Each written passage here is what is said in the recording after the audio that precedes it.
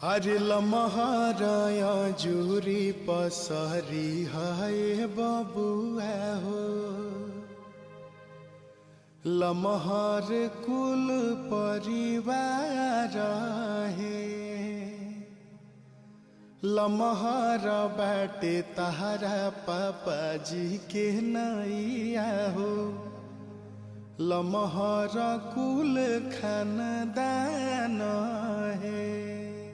हरे लमहराया जूरी पसरी हाय बबुआ हो।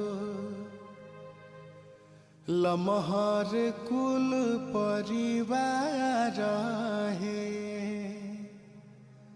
लमहर बाटे तहरा पापा जी के नैया हो।